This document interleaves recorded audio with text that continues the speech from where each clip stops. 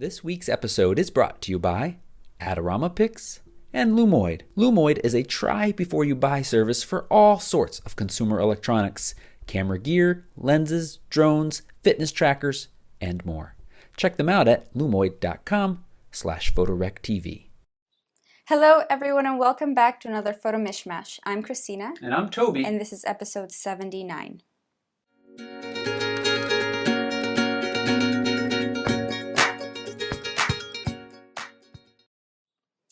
Hello, everyone. I hope all of you who celebrate Thanksgiving had a great Thanksgiving. I know we did.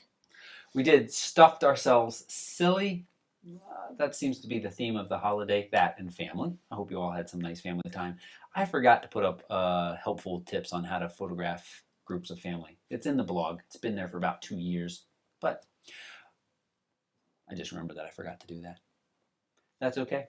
This is that weekly show. You say this part. But you're supposed to introduce yourself first. Oh, I'm Toby, photographer and educator. And I'm Christina. I'm a full-time wedding photographer.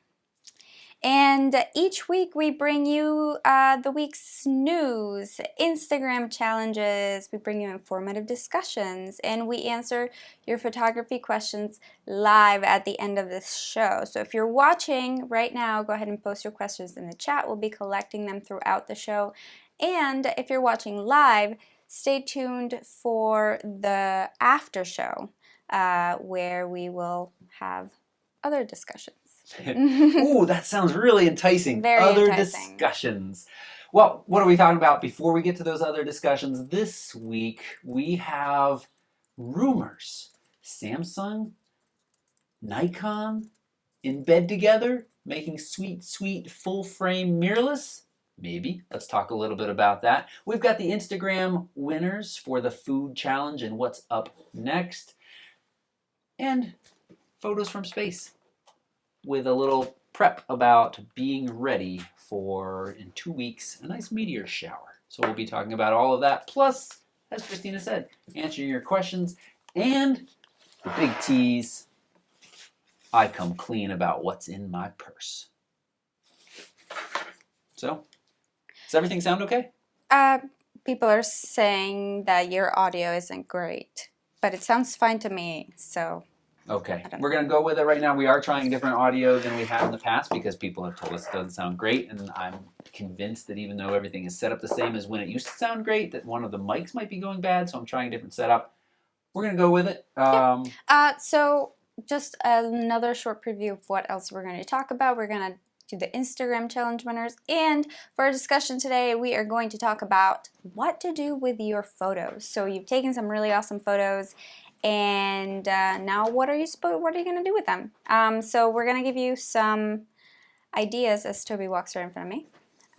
We're going to give you some ideas and talk about some different things that you can do. We have partnered up with Adorama Pix to bring you more information on that. So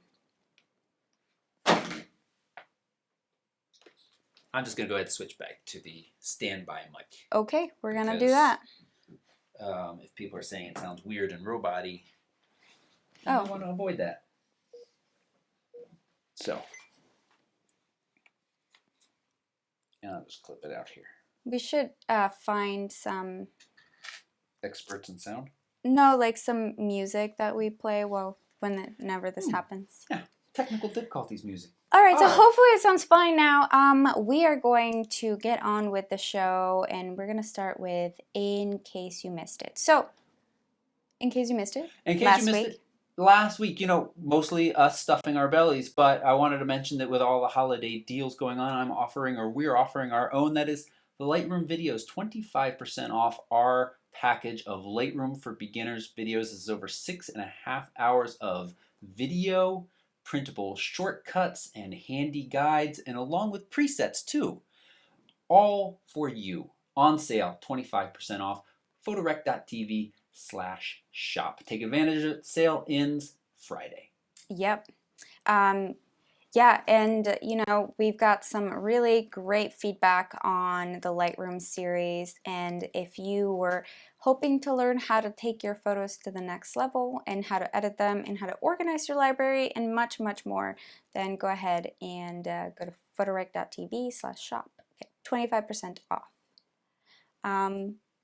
So yeah, what That's right. else? Yeah. And let's move in case you missed it, the week ahead.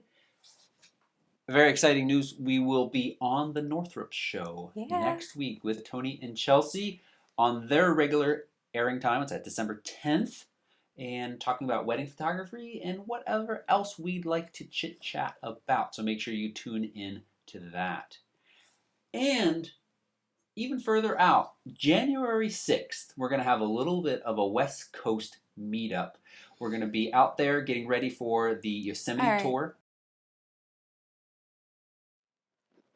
All right, guys, we're back. Sorry about that. So actually, I just want to make a quick note that unless the audio is like inaudible, we sound like robots, or it's skipping out consistently, if you haven't, try refreshing your browser. If you've refreshed and it still sounds robot-y, like I'm talking like what is it, District 9?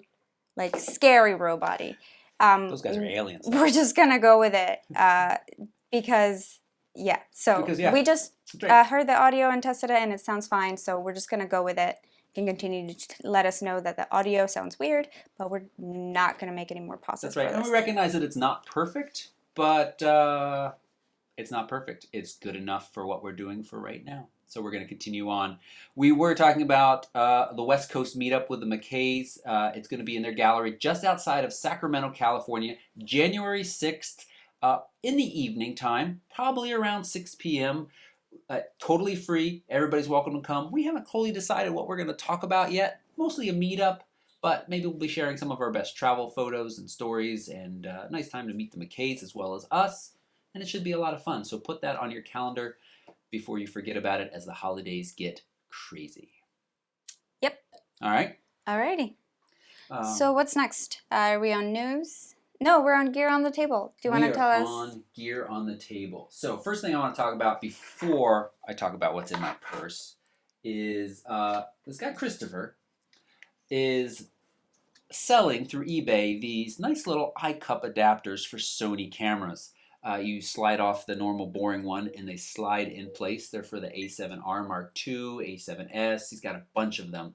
And it really does make a nice difference, and they also spin if you're a righty or a lefty-eyed person for putting up to your camera. Makes a pretty nice difference as far as being able to see clearly the viewfinder, especially in brighter light in your filming video, which we do from time to time. So I've just started to try to use these. Pretty nice. Also sends along a bunch of little kind of like sticky gel buttons that you can put on places to find like the record button, which is just kind of ridiculously hidden. So in the show notes is a link of cheap hacks to make your Sony better. If you're interested, if you've got a Sony and you've been frustrated by either of those things, check that out. I probably will be talking a little bit more about it as we use it more in the future, but I like that. So, and they're cheap. The iCup is like $20 and the other thing is much less than that, so very affordable. Now, last week when we were down visiting friends and family, we took a little hike around DC, and I said, I'm going to travel very light. And Peak Designs had sent along, this is the field pouch, they call it. And I posted on Instagram, I had Christina take a few pictures of me and say, does this look pursy? And the reviews for the opinions from you all were mixed.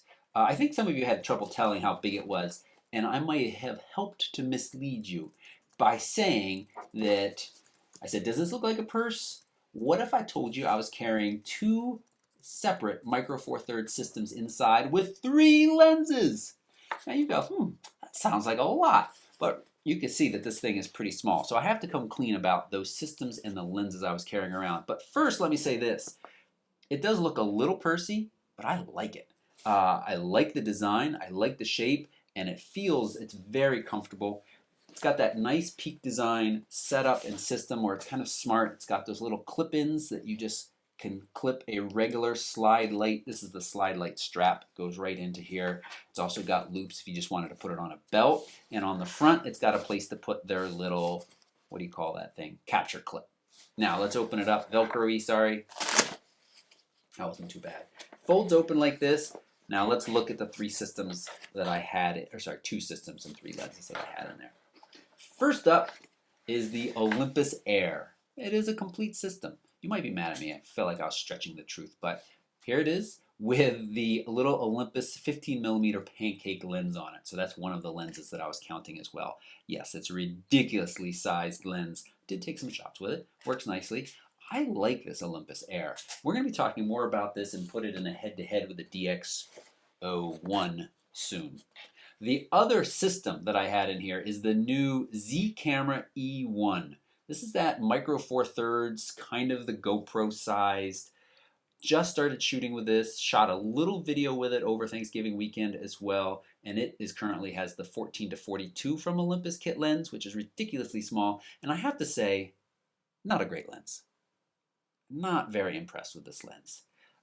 It is convenient and it is incredibly small in a decent range, but it's an f3.5 to 5.6, and I don't know. But so there's two systems and two lenses, and the third lens is the 25 f1.8 from Olympus. Love this lens. Very, very nice, very small, very lightweight. You take the back off, you can see.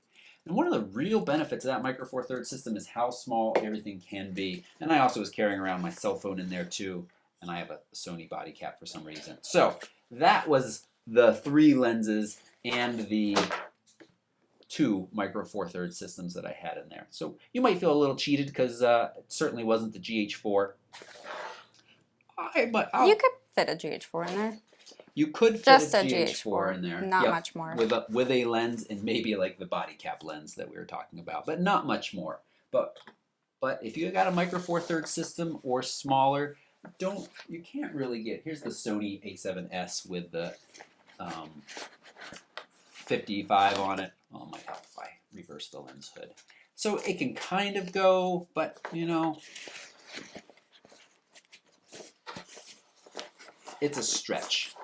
Well, it actually does kind of fit in there. So no extra lenses in that case for the Sony.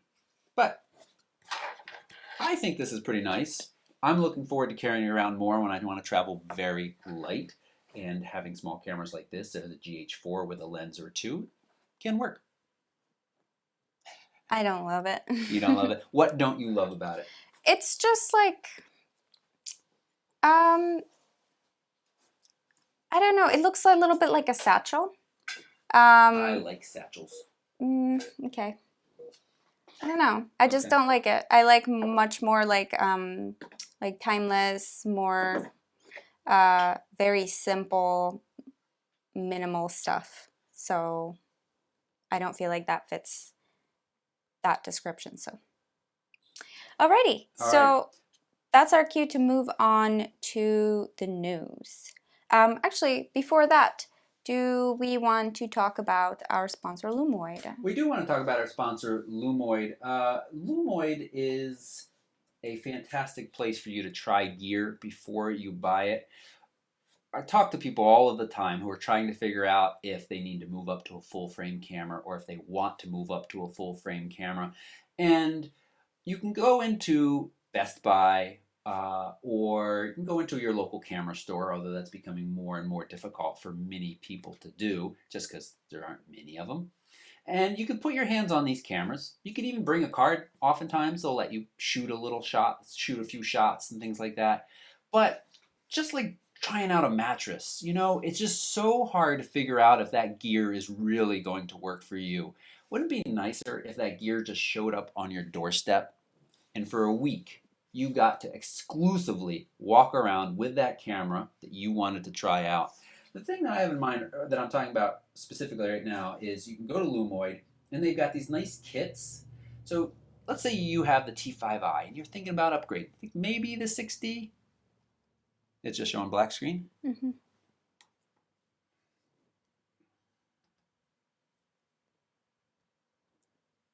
Back to us for a second. Now back to what I wanted to show. There we go. So what I'm talking about is they have these nice kits.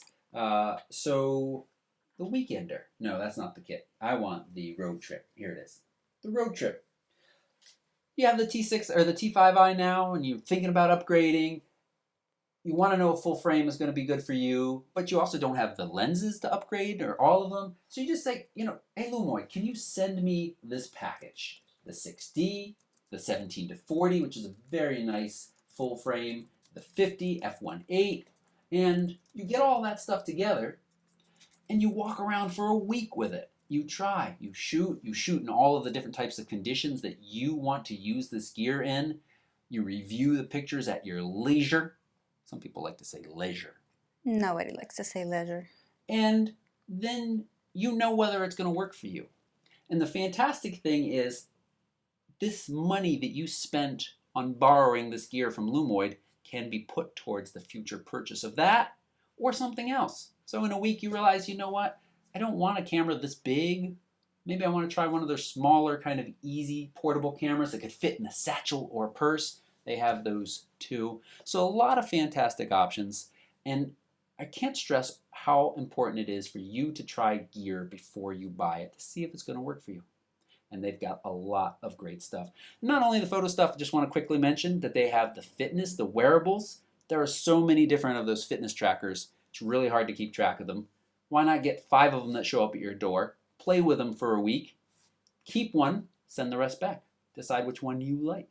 Or audio devices, all of that's there. What you can do to help this show is check them out and figure out what you want to rent. So go to lumoid.com/photorectv and poke around a little bit. They got the drones too, just a reminder. The drones. Cool. Yep. All right, well, let's get on Hey, Bean. news and welcome Bean onto the show. Hello, Bean. Gonna come keep us company. So first things on our news agenda is there's been an announcement for a Pentax FF featuring a Sony sensor coming in this spring. So kind of exciting news. They've been teasing this forever. I believe that the fact that it's going to be a Sony sensor in there is new, but up to now Pentax has not offered any full frame options, which kind of limits their market. Their market is already somewhat limited by modern lenses and just kind of a smaller ecosystem in general. I guess I get asked about once a month about Pentax gear, whereas Canon and Nikon I get asked multiple times a day, just to give you a reference of kind of their market share. I would probably be asked more if I had more Pentax gear videos out there. But this is nice because this is a nice upgrade path. Sony sensor, sounds good. Pentax makes very good cameras. It's not an issue of, the quality of their camera. It's just kind of an issue of that ecosystem and the general perception of how small it is. But this is exciting. Sometime in the spring, do they give it more specific date? Nope, spring. All right. Yep, so that's going to be exciting. More on news. Phase 1 releases Capture Pro 9. I don't have a lot of experience with Capture 1, but we're I've going to heard get a lot of lots. experience too. I was just in talks with those guys today, and to get ourselves a license so we can talk a little bit more knowledgeably about it. Really some nice features. We have a lot of people that really... especially when Lightroom has kind of pissed people off a couple times in the last year. Cloud service issue, and then they're kind of changed to their more consumer-friendly and less prosumer-friendly. So Capture One offers some really nice features. I haven't paid quite attention yet to what Capture 9 is bringing. I think it's even better, more precise editing, but we'll be bringing more information about that soon. It is a solid Lightroom alternative. Yep.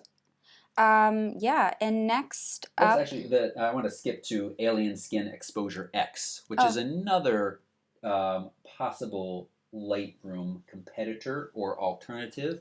And Alien Skin has been around forever as kind of an editing tool. It's kind of some specific tools to it. And I feel like it doesn't quite have the library and organization features that Lightroom does. But what they're bringing in their new Exposure X, is non-destructive photo editing, which is one of Lightroom's strengths, and also Capture One. But both Capture One and Lightroom use a database to store all of that information. And if the database and your photos get disconnected, there's a lot of confusion, and it just doesn't work.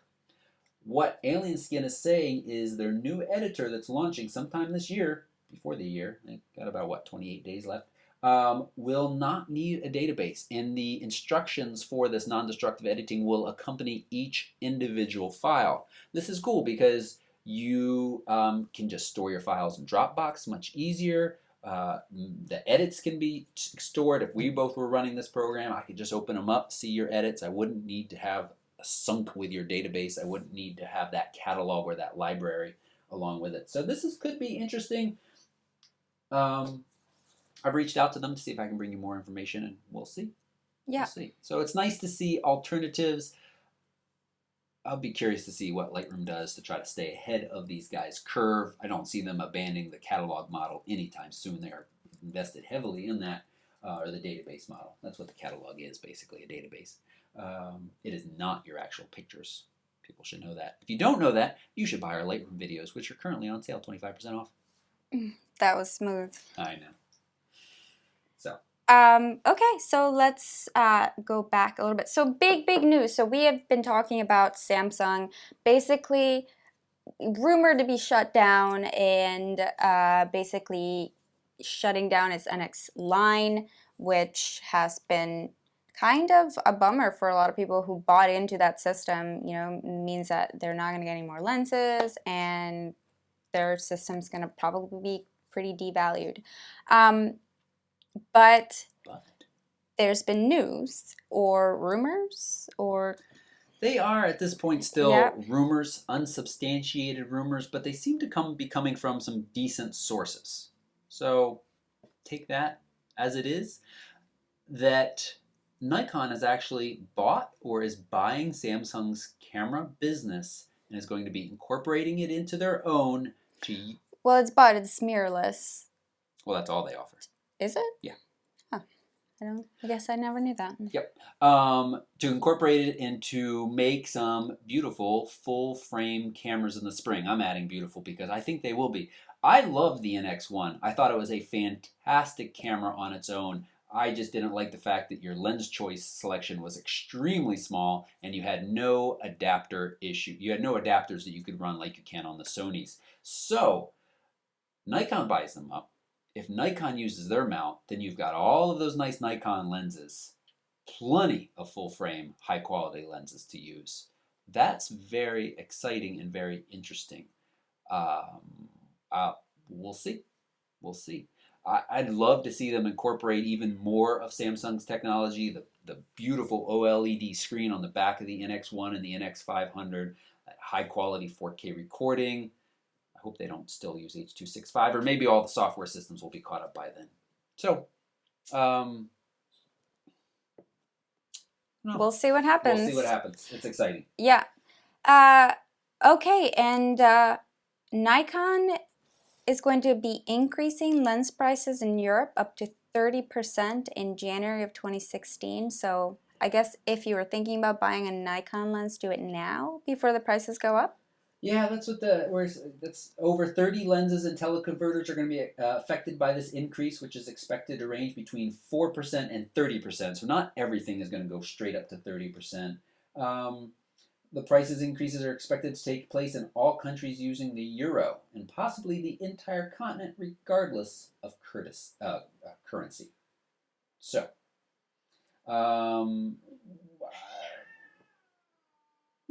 cats are fighting in the other room too. Let's have technical issues and unhappy cats. Lots of stuff going on tonight. Guys. So that's a bummer, and yeah, I think it would be a good idea if you've been on the fence about buying a lens and you're in Europe to go ahead and buy that lens now, or to schedule a trip to the U.S. in the spring and buy, as one reader told me they're going to do. So a nice trip to B&H. I'm going to go check on the cats for a second. Really? They're fine. They're just fighting a little bit. It's fine. I'll be right back. Okay. All right. So next up on the list is, speaking of lenses, I actually wanted to mention this deal. The Canon 24-70 f4IS lens is down to $799. It just dropped to that yesterday or today. I think it's going to stay at this price. That's not an instant rebate. That's not a mail-in rebate. I think it's down at this price. So although I'd like to entice you to go buy from my B&H links right now, truthfully, I think it's stuck here. But that is a good price for that lens. It came out at $1,500, which was ridiculous. That was Canon's Canon tax on top of a good lens. At $800, it's very nice. Somebody asked me how I feel about that lens on a crop sensor today. It's all right. Starting at 24 on a crop sensor can feel a little limiting. That difference from 18 to 24, that's pretty significant for some wider landscape stuff, but it's workable. Having that range out to 70, having the IS, having that little macro switch on it, it's a nice lens. Those are all good things. So if you were looking around and you're kind of considering that lens, now would be a good time to jump on it, especially if you're in Europe. I don't know what the price is in Europe. So, all right. And now we move into that section of the show. Which section? Where I say photos from. Actually, first we should remind you that there are a bunch more news stories that Scott and Roy nicely collected, and those are all linked in the show notes that are right down below this video. So you just take a moment, click through, find the ones that you are excited about, and check them out. So photos from space, I want to mention, we'll mention this again next week, that we have one more good meteor shower this year. It is the Geminids. And it is going to be peaking between December 13th to the 14th and 14th to the 15th at night, clearly. It won't be peaking necessarily at night, but that's when you need to see it. The moon is going to be in its 6% phase, 12%, 19%. So it's going to be very thin, very small. Go to a place with a little light pollution. And this is linked in the show notes as well. So that's a lot of fun. I've got an article on how to capture the stars and meteors. But this article is written at photopills.com, which is an app that looks awesome. Only for Apple, though. It's got a lot of great information in this app that I'm going to make Christina install on her iOS device so I can check it out more. But I just thought that was interesting. And that is a reason why you should write content, because I came to their blog because I saw a link about that content, and then I was like, oh, this is a cool app as well. And then slightly related to photos from space, Christina, can you show my screen one more time here? Mm-hmm. Just a shout out to the McKays, who are right now on an airplane headed to Alaska, more specifically the Arctic Circle, to try to capture some northern lights. This is a trip that they're doing. This is Adam's nice graphic of Alaska Photo Tour 2015. So that's not a photo from space, that's a photo capturing from space. So.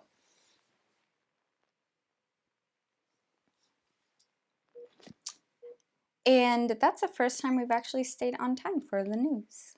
Well, I feel a little discombobulated, what with the cats and all, and whatever else was happening. Every third person in the chat room complaining about audio. Yeah. Yeah, I apologize for the audio. I don't know what's going on. Yep. There's nothing we can do at this point, right. So I apologize if it's really bothering you. You can turn it off, watch it later. Usually when there's a sound delay, the replay is not delayed, so that's why we usually just continue the show. So it's kind of, not great if you're watching it live, but right. What are we going to do? Not to say, might sound like I'm whining, but doing audio from two people into a live system is not easy. And can't be done with cheap gear. So I'll just say that. And there's a great video from Casey Neistat. He does vlogs, daily vlogs. There's one from a couple weeks ago where he had audio problems. He doesn't do a live show or anything, but still, audio is really challenging. It's challenging. And he's got this video that said, when the audio sucks, it drives him crazy. So please don't think that I'm like, oh, whatever, the audio is terrible. It drives me crazy. Yeah. I'm in miserable moods for hours, sometimes days after we have audio issues, because it's very frustrating to have everything working fine and then suddenly not working fine. And it's doubly frustrating for the so-called helpful people that are out there that are like, just do this, when they have no idea our actual setup. And just because one time they recorded audio into one device, they think they're an expert. I'm not an expert after working on this lots and lots and lots. but it's just frustrating. And for those of you suggesting that we should have somebody else monitoring the audio, or to like hire somebody to be here monitoring the live feed, it's a great idea, but just remember that this show is free. All of the content we bring to you is free, and it costs money. We can't just have somebody who knows what they're doing just come and sit here for an hour and do all this stuff without having to pay them fairly. So, but that said, that's right. We're very close to that $1,000 support level on Patreon. We're currently at $9.55, and we're going to bring somebody in a trial position next week to try to help us monitor some of this stuff. And that is only because we are getting so close to that level. If we hit that level, we can bring somebody in on a regular basis, not only to do that, but to do some other things to make the show better as well. We'll talk more about that later. So, and you don't have to be nice to us in the chat room now. I just appreciate that you're watching. And I don't know how to say all of that without sounding like we're whining, but I want to stress that I'm not okay with the audio not being perfect. But once the show gets going, and most people are telling me it's good enough, that's what we're going to go with. Okay. Yep. All right, so we're going to get going on the Instagram challenge. We're going to get going on the Instagram challenges. I'm ready because I already have the pages open. So we had a little bit of food on our brain as we were running last week's show, and so that's the challenge we gave you all. It was to post a picture on Instagram that was food related and tag it PRTV Food. We've had a lot of fun with these challenges. We've been running them for about 6 months now, solidly, without a break. That's like the most consistent thing we've done on this show. And it's been a lot of fun, and folks who are participating frequently are telling me that they're picking up followers and they're having a lot of fun, and it can kind of help you get out of that photo rut. So with that said, let's start with Christina, your winner. Let me see if I can make it bigger because it's so much wasted space. Instagram on the web is not, nope, can't make it. Oh yeah, I can. There we go. Okay, so is this your winner? No, this is your winner. Oh, it's my winner. Your winner.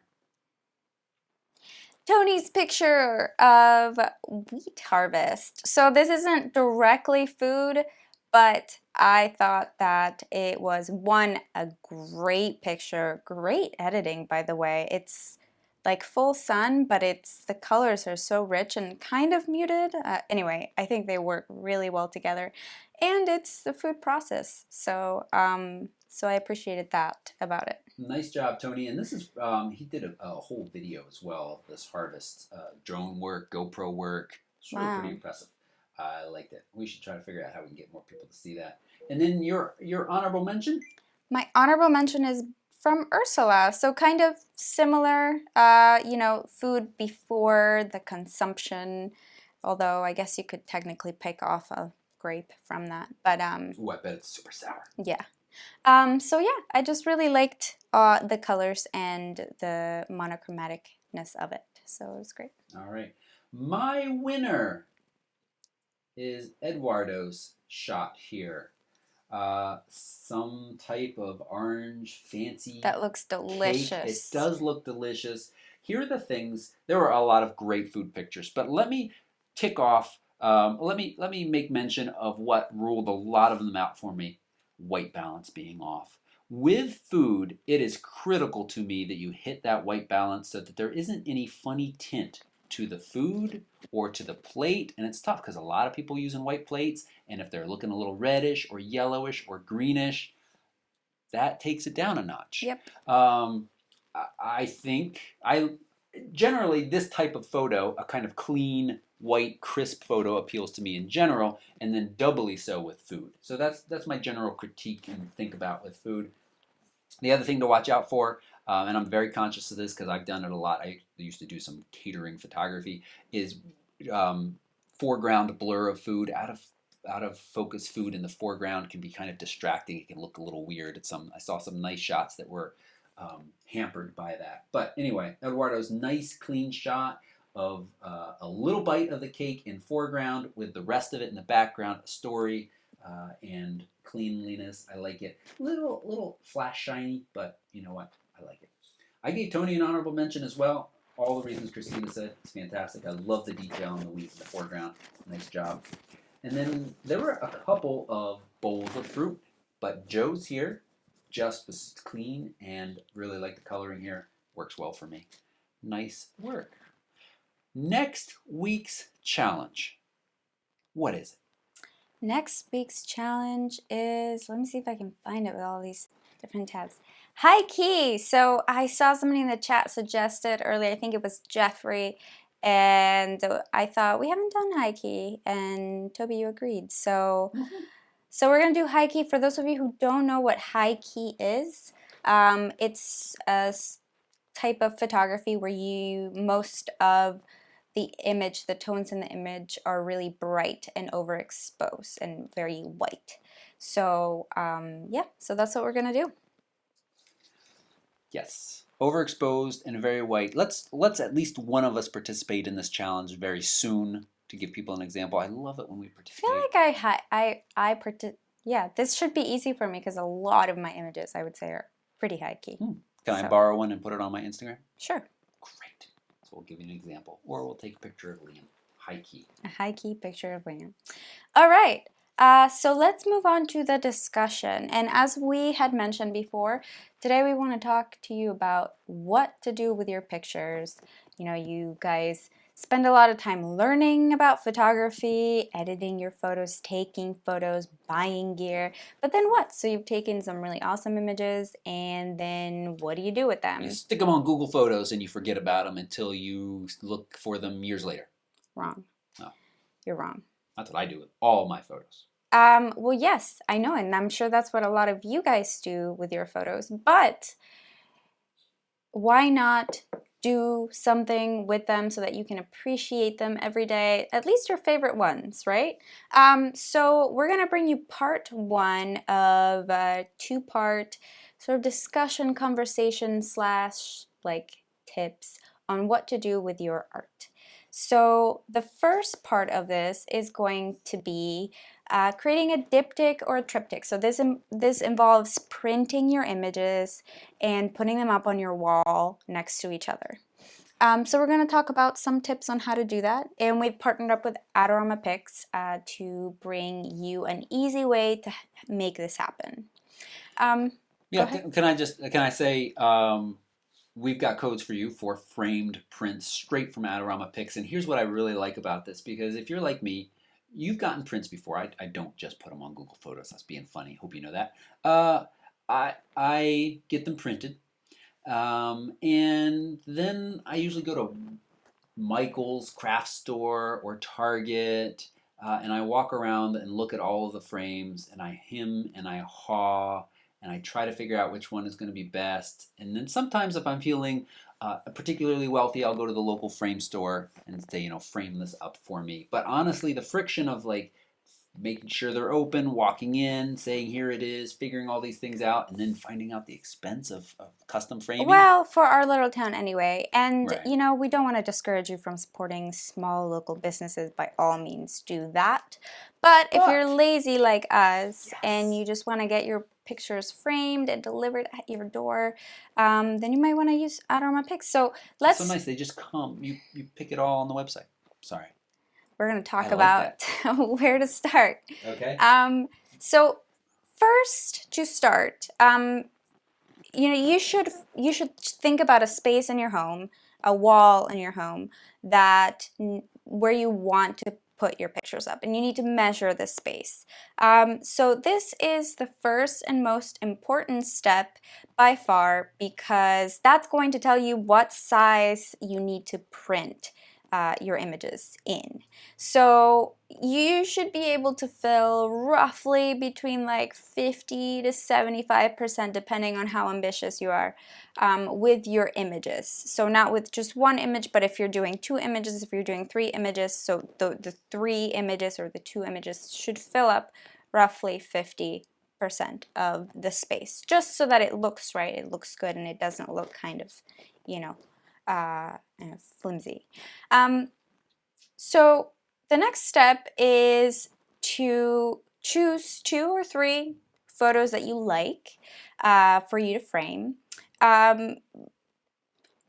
Some tips for choosing the pictures are to choose a similar theme, a similar color palette, or elements in each photo that go well together. So for example, if all 3 photos have a little splash of red in them, if all three photos are very earth toned, if all 3 photos are very abstract and have sort of the same textures, they will very likely go well together. And that's really important just to make sure that they all go together as a whole. So as an example, I want to show you 3 prints that from our recent trip to Greece that I had printed and framed, and that I'm going to hang on our wall. So Toby, if you want to pass those to me.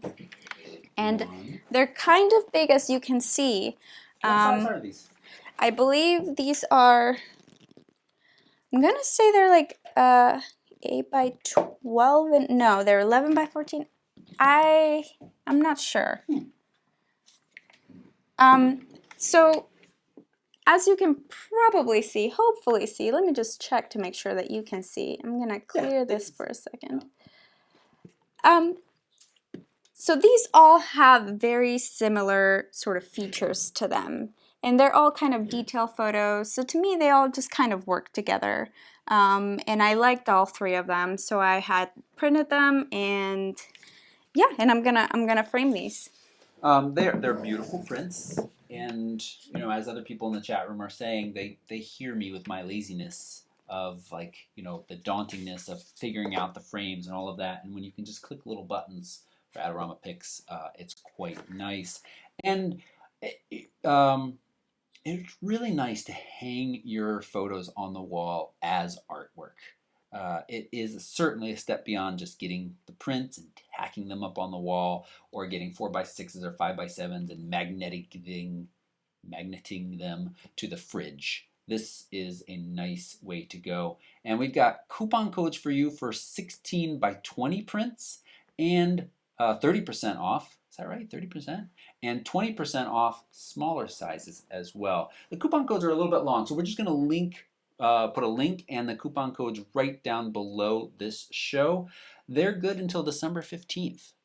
So you got a nice period of time to figure out what prints are going to work for you. Yeah. Measure the space. Now, you're saying you should fill the space, but could you also make your argument you could get the little ones and be real artsy? Have this big open space and a little picture on it? It depends. I mean, if you're gonna put other stuff around it, like flowers, or not flowers, but like a plant or some other things around it that fill this space, and it makes sense. But if it's just gonna be like just 3 small pictures or 2 small pictures, it's not gonna work. I'm actually not finished. Oh. So go ahead. Keep going.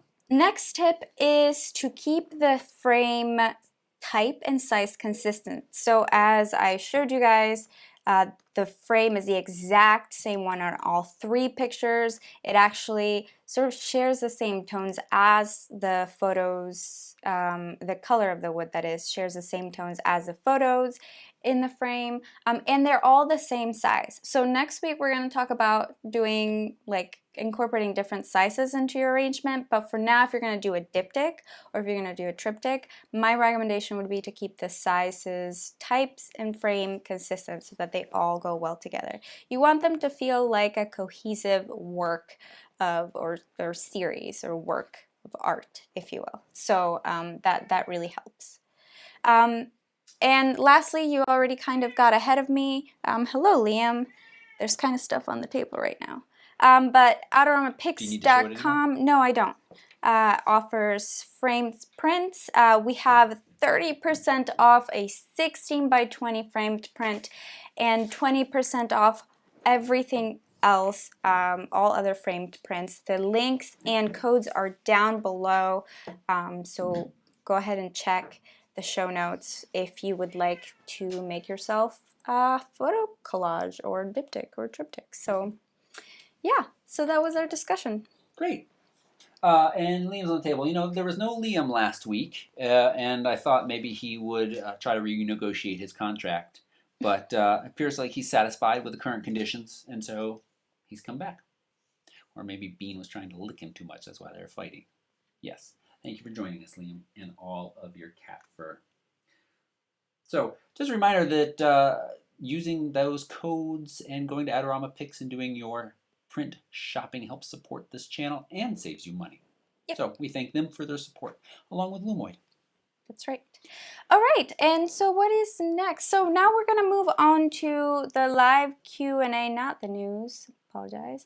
The live Q&A. So if you have questions that you would like answered right now live on the show, we're going to do that for the next 13 minutes, and then we're going to go on to the after show. So it looks like we've got a couple of questions already. Toby, do you want to? First one's from John. He's asking if he can put his Sigma 150 to 600 inside the Peak Designs field pouch, and I can safely say not in one piece. You could, get an axe, chop it in two. I'm sure you could get it back together easily and fit part of it in one, and then no, sorry, you can't. It's a little too small for that. The Think Tank makes that really nice, longer streetwalker that has room for. No, I don't even think that has room for the 150 to 600. It's a big lens. Sport or contemporary, actually depends. All right, Tim wanted to know what company that eyepiece came from. Tim, I believe this guy is just sourcing the parts himself and making them. He's selling them on eBay. He's got a 100% feedback rating. Seems like a really nice guy.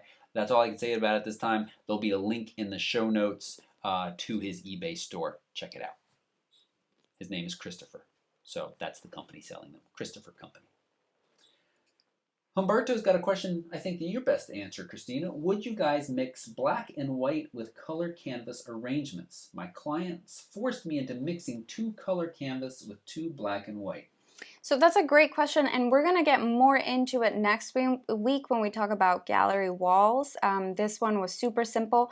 I would recommend mixing if you have several of each kind. So if you've picked kind of a color palette, so for example in our living room I'm working on a gallery wall that will have like gold, black, and wood frames. So I think white and black, and then maybe like a color canvas, depending on the art that's on the canvas, can work well together if you have multiples of each, so it looks like it was done on purpose. If you just have like one white, one black, and then one canvas, it might look a little funny. So you might be just better off putting them in different parts of the house. It's tricky with gallery walls because to make them look very cohesive, it has to feel very intentional, and but yeah, I wouldn't recommend mixing frame colors in that, in such drastic and contrasty frame colors unless you're doing multiples. If your client sort of forces you to do it, you can advise them against it and tell them why.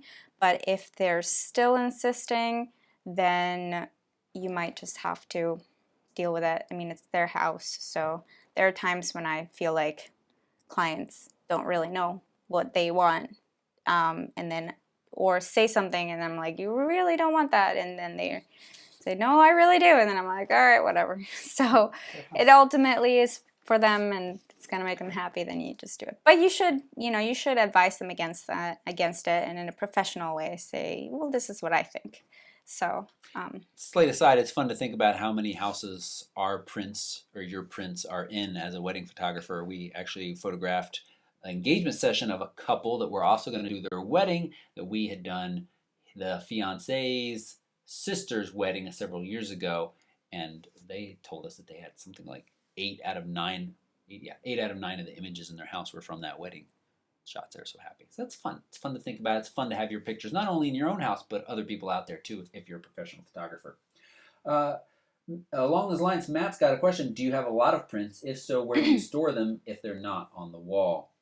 What happens here is we'll have prints. I have prints that I made many years ago that start to feel a little dated or old or don't fit with a redesign of a room. Not that they were that fancy, but we did recently repaint the living room, and they get stuck in a closet usually, sadly, and then they kind of sit there for a while. There's only so many walls. Yeah, that's right. So, that's right. Yep. And your tastes change, and you take better pictures, and you have to replace them. And that's okay. You think about paying a reasonable amount of money to put a nice piece of artwork on the wall that you created for a couple of years, 5 years, 8 years, and then replacing it down the road. I think that's reasonable. People often change the decorations of their house and the different pictures they have, including your own. Yeah. All right. Greg wants to know how I'm getting on with that 2:1 Venus macro lens. Quite well, Greg. What I'm waiting for is the Canon EF 60mm to arrive because I really kind of want to compare it. They're about the same price. The Canon is only capable of 1:1 macro, so I'm going to make some comparisons about that, and that lens arrives either tomorrow or Friday. So I will be talking about that more soon. Our schedule over the next 2.5 weeks leading up to Christmas is a little daunting, but I do hope to get that video out, or at least very careful samples with it 60. It's a nice lens for the money. The fact that it's full frame as well as a bonus over that. Auntie Van wants to know if you can set up back button focus on the A6000. You just got the camera from Amazon yesterday. Congratulations. The deal on that camera right now, body only, $348. That's awesome. And I am 95% sure you can set up back button focus. There's that one little AFE button back there. Dalibor in the chat probably can correct me, and he maybe has already answered you if you can't, but I'm pretty sure you can. Ursula, I just saw your post on Facebook today. Yes, thank you for the reminder. We will be doing a slideshow of your favorite photos of 2014, the one that you took.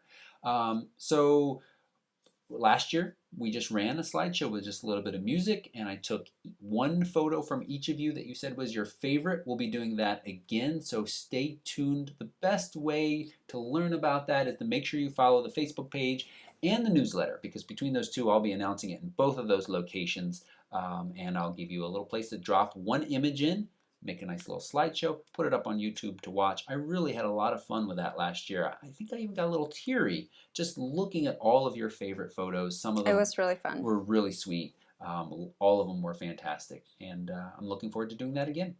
So stay tuned. Subscribe to the newsletter if you don't already. I am sending out fairly regular updates and deals with that, so that will be worthwhile. How good is the Yongnuo 50? It's okay. It seems like there is a huge range in quality control, not terribly surprising from Yongnuo. Enough that you might get one that is terrible, or you might get one that is mostly decent. The downside is the mostly decent one really isn't still that good.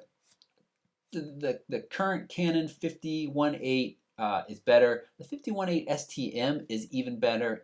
It's worth paying a little bit more for. We're not talking about a lot of money, although technically it's like double the price, but that's only 60 more bucks. You can make that happen, and you're going to get a better lens and a more consistent experience.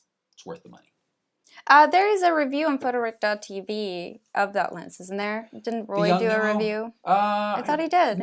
I can't remember. We had a reader write in with some sample shots.